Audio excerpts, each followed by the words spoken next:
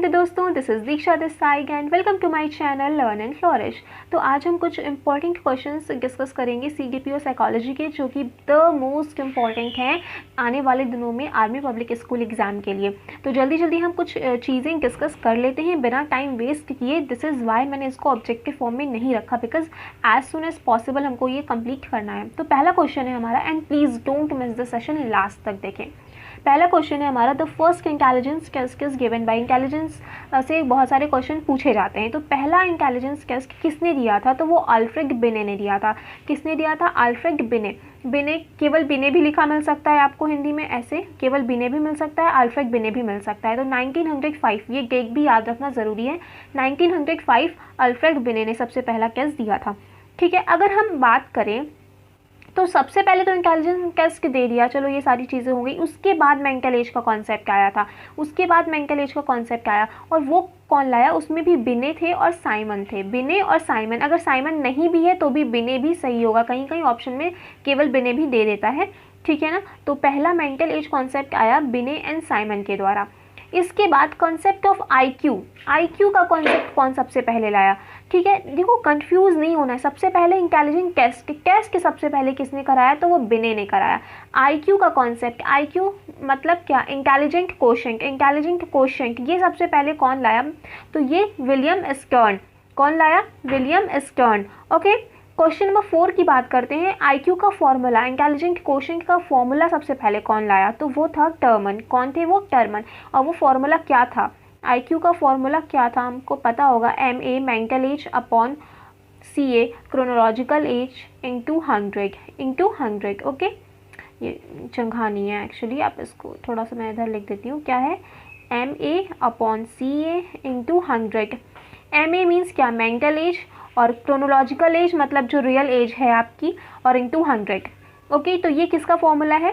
ये revised formula है। सबसे पहले ये फॉर्मूला नहीं आया था, पहले जो फॉर्मूला था उसमें ये 100 नहीं था। ठीक है ना, इसको रिवाइज करके वापस से लाया गया, तो इसमें 100 भी था। तो बेसिकली अगर अभी हम जो फॉर्मूला यूज़ करते हैं क्वेश्चंस में, तो वो यही यूज़ करते हैं, MA upon CA into 100। Okay, चलो let me clean it first. तो हम formula of IQ is given by Terman. कहाँ थे? हाँ, कॉन्सेप्ट। आईक्यू का कॉन्सेप्ट किसने दिया? तो विलियम स्टर्न ने दिया। ठीक है, फॉर्मूला सबसे पहले किसने दिया आईक्यू का? तो वो टर्मन ने दिया। और इसमें अमेंडमेंट किसने किया, या इसको रिवाइज किसने किया, इसको सुधारा किसने? तो वो भी टर्मन ही थे। ठीक है, तो these were some important questions. तो आगे देखते हैं। देखो, एक छोटा सा टॉपिक है जो हम डिस्कस कर लेते हैं, right to education, RTE, right to education can be ask.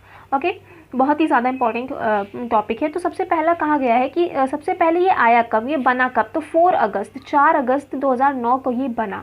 लेकिन जब बनता है तभी लागू तो नहीं हो जाता ना, तो ये 2009 में तो बना था। ये डेट ज़्यादा ज़रूरी नहीं है याद रखना, लेकिन हमें इतना तो याद रखना है 2009 में बना था। इम्प्लीमेंट कब हुआ था? ये इम्प्लीमेंट हुआ था 2010 में। कब इम्प्लीमेंट हुआ? 2010 में। ये बहुत इंपॉर्टेंट है। ठीक है ना। तो और फिर ये इंट्रोड्यूस कैसे कराया गया हमारे कॉन्स्टिट्यूशन में? तो 86th अमेंडमेंट, हमारे कॉन्स्टिट्यूशन में कौन सा अमेंडमेंट हुआ, कौन सा संशोधन हुआ? तो 86th कॉन्स्टिट्यूशनल अमेंडमेंट कब हुआ? 2002 में। कब हुआ? 2002 में। उसमें क्या ऐड किया गया? आर्टिकल 21A, आर्टिकल 21A जोड़ा गया। और इसी से क्या, और इसी को जोड़ने से मतलब कि इसी के द्वारा ऐसे ही हमारा RTE जो है कि इंट्रोड्यूस कराया गया। कब आया? 2009 में आया। फिर से रिवाइज करते हैं, 2009 में आया। इम्प्लीमेंट कब हुआ? 2010 में हुआ। कैसे कॉन्स्टिट्यूशन में आया भैया? 86th अमेंडमेंट हुआ कॉन्स्टिट्यूशन में। कब हुआ? 2002 में हुआ। उसमें आर्टिकल 21A जोड़ा गया। ये सारी चीज़ें द मोस्ट इंपॉर्टेंट है, इसमें से कुछ भी डेटा कैसे भी पूछ लेगा।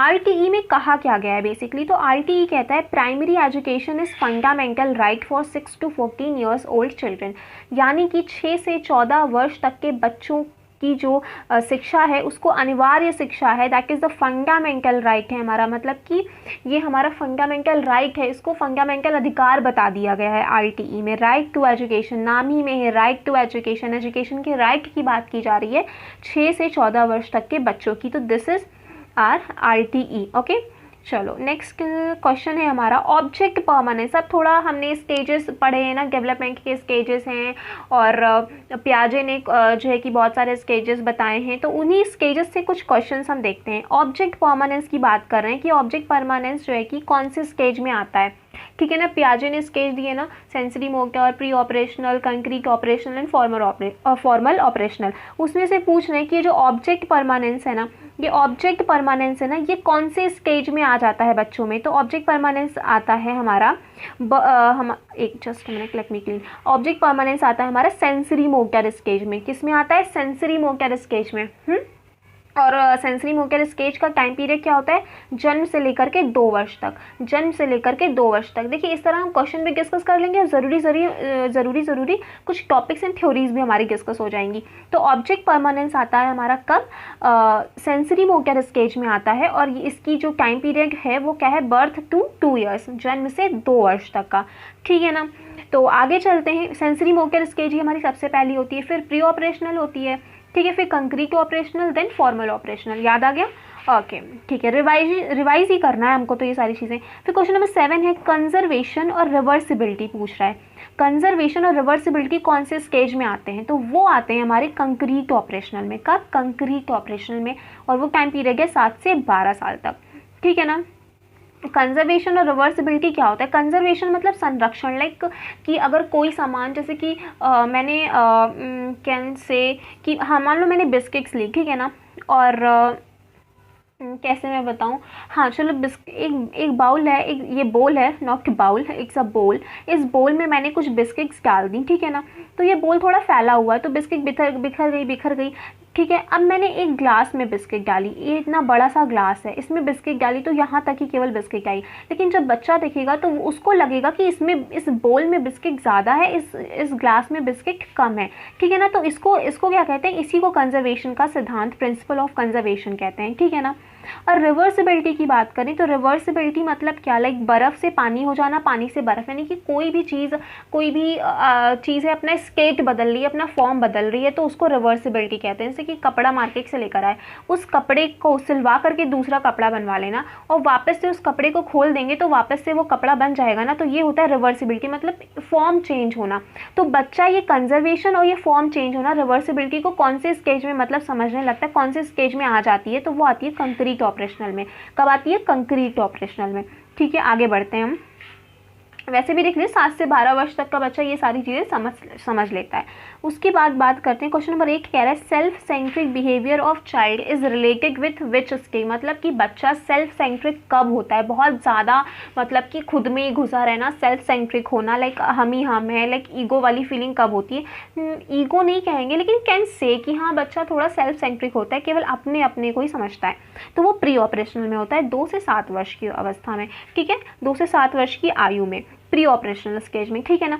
अब question number 9 very important, MKO पूछ सकता है। ये MKO क्या है? MKO का फुल फॉर्म क्या है? तो this is more knowledgeable other. MKO की बात करते हैं ना, MKO क्या मतलब कि लाइक मान लो बच्चे से कोई क्वेश्चन नहीं सॉल्व हो रहा है, इट डजंट मीन कि वो सॉल्व ही नहीं कर सकता।